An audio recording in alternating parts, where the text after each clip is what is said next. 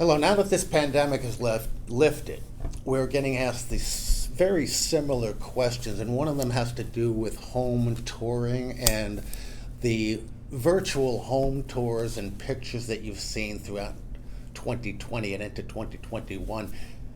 They are excellent. There's no question about it for the most part. You know, it's different from photographer to photographer and firm to firm, but they are excellent. But nonetheless, as you know, we are major advocates for actually seeing a house, seeing a community. There's no substitute for that, no matter how good your tours are. But be that as it may.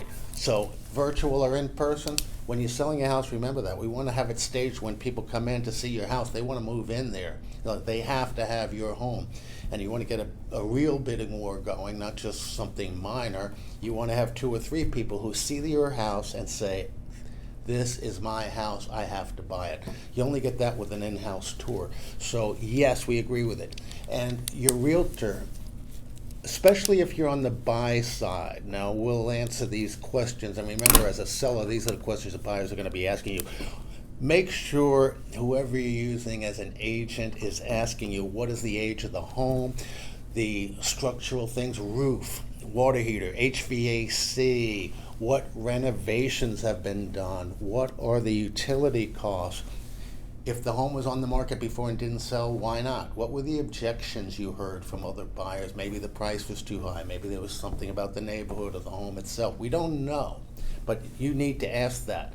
And HOA fees, condo fees, that type of thing. This is just a short list. There's many more. But if you're buying, before you even see any single house, make a list of the must-haves. Certain things that you absolutely have to have in your house, and don't compromise on that. That's the recommendation from here. These things also apply to a seller trying to list their home and stage it in a way to attract that buyer. So get a good realtor. Don't rely on the internet. Don't rely on pushing one of those buttons on Realtor.com or somewhere else saying, send me an agent or send me information. Don't do that. Get yourself a real agent who knows the neighborhood and knows how to work.